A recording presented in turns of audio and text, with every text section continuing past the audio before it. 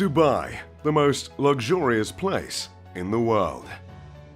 Just 50 years ago, Dubai was merely a small town in the middle of the desert. Today, Dubai serves as the luxurious face of the Middle East and the biggest attraction that part of the world has to offer. Undoubtedly, you've seen photos of the Burj Al Arab Hotel, the crescent-shaped skyscraper built on a man-made island. You also probably know that Dubai is home to the world's tallest building, and you might have even seen Tom Cruise scaling it in an installment of the Mission Impossible franchise. That building is called the Burj Khalifa, and it stands 2,722 feet high.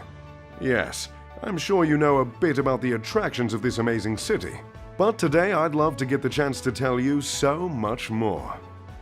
So, here's all the over-the-top, wildly expensive things you can find in Dubai. But first, a tiny history lesson. How did Dubai go from being just a small desert town to the extravagant oasis it is today? The same way all of the other United Arab Emirates cities became so rich: oil. Abu Dhabi, just 90 miles from Dubai, is the richest city in the world, and it sits on 10% of the entire world's oil supply. This production of oil launched the United Arab Emirates into the first world. Millions were poured into Dubai, and it became one of the biggest cities in the Middle East. However, today, Dubai only makes 5% of its revenue from oil, because its reserves aren't nearly as lucrative as some of its UAE neighbors. Dubai makes the majority of its revenue from trade, real estate, and tourism. Dubai has become the business center of the UAE since it can no longer rely on oil production alone. But this adjustment has not discouraged this incredibly rich city from growing. Dubai is growing in population just as much as it's growing vertically. In fact, about 1/4 of all cranes are located in Dubai. That's right, about 25% of cranes in existence are in just one UAE city. It seems the game plan of Dubai is just to keep building skyscrapers. Two of these skyscrapers are the aforementioned Burj Khalifa and the Burj Al Arab Hotel. The Burj Khalifa stands more than half a mile tall. It's so tall, in fact, that at its upper floors, the building can sway several feet at the mercy of the wind. This, however, was not overlooked by the architects of this massive building.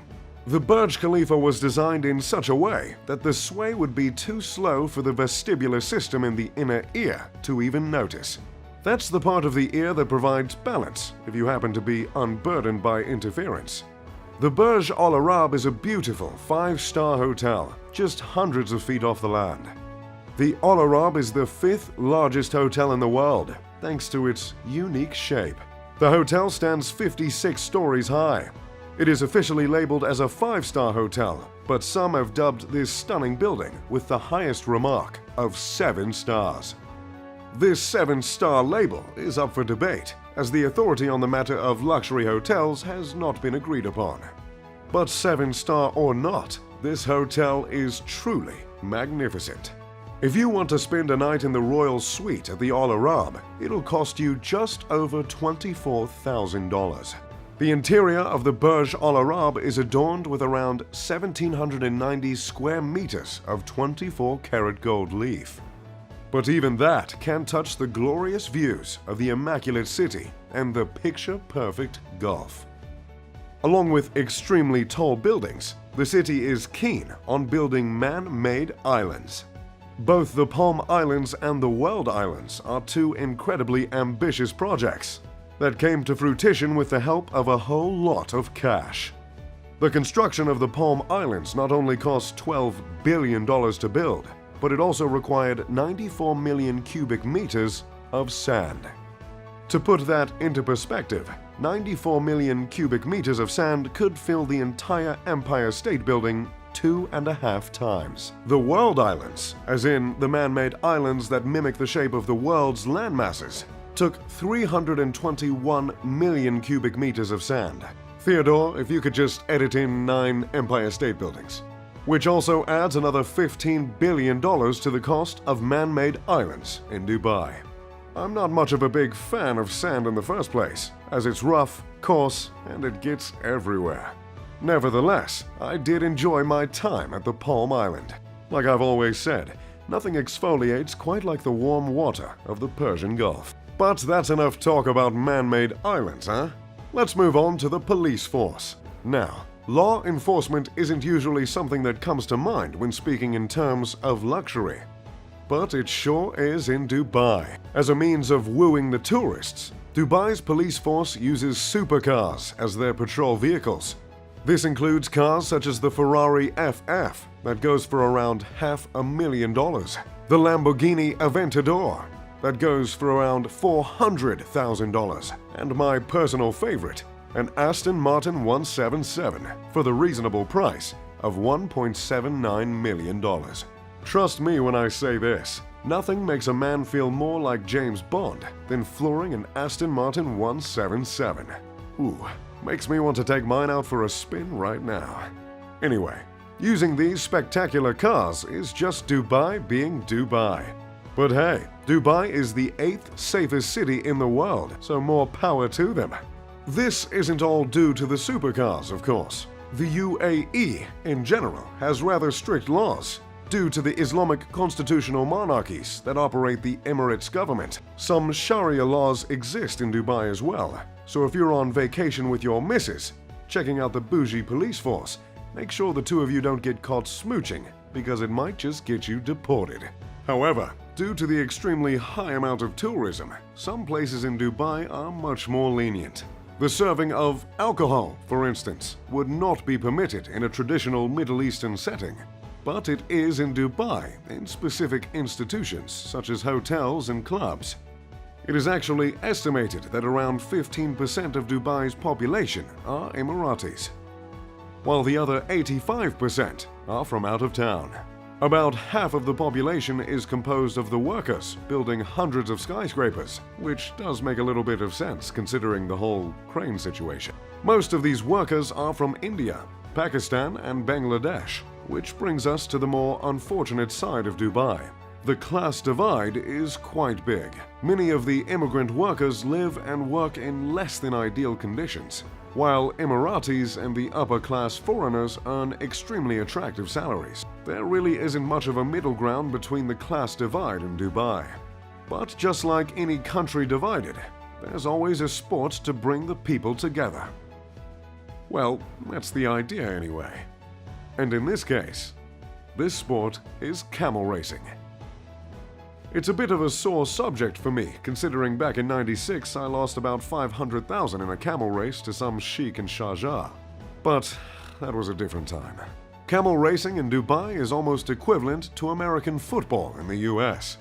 And Dubai's twist on the sport is that instead of children jockeys, they've began to use robots. You see, camel racing has a bit of a dark past. It used to be the case that small children would be forced to ride the camels, and that led to human trafficking. In less progressed areas in the Middle East, it still happens. But in Dubai, the children have been replaced with robots. And believe it or not, some of these little bots can cost up to $10,000. The camel that lost me that 500 grand was steered by a monkey. Now let's just move on from camel racing. In the future, Dubai has some rather insane plans in the works. Dubai is planning to build a completely climate-controlled area of the city that spans 4.3 miles. It was announced when Dubai's ruler, Sheikh Mohammed bin Rashid Al Maktoum, unveiled plans for the Mall of the World, a 48 million square foot mall of the world. This miniature city will have a retractable dome and will not only serve as a massive pedestrian mall, but will contain hotels and apartments, along with roads and parks. The massive structure will more than double the size of Monaco. The idea starts to make sense when you consider Dubai can reach temperatures of 115 degrees Fahrenheit regularly. But the idea begins to make less sense again when you consider the cost. The cost has not yet been determined officially, but estimates have been made in the tens of billions of dollars. And keep in mind, the price tag would be much higher if the workers were not dreadfully underpaid. The dome is planned to have 100 hotels and serviced apartments, totaling 20,000 rooms. It seems an audacious architectural feat. We've never known Dubai to aspire for anything less. Due to the speed at which Dubai has been growing, it never developed a standard address system. In fact, until 2015, instead of an address line on a mailing label, there was a space where residents could draw a map or write out specific instructions. Thankfully, they have established 10-digit numbers that serve as addresses, and I'm sure it's a whole lot easier to be a delivery driver in Dubai nowadays. So, that's Dubai for you. Oh, and I completely forgot. To top it all off, the mega-rich residents that live in Dubai don't send an ounce of their paycheck to the government. In Dubai, there is no income tax. Yet another feature that makes Dubai one of the most attractive places to stay on the planet. That's all I've got for you today. If you enjoyed the video, make sure to leave a like and subscribe. As always, I'm Mr. Luxury. Pip pip to doodly do.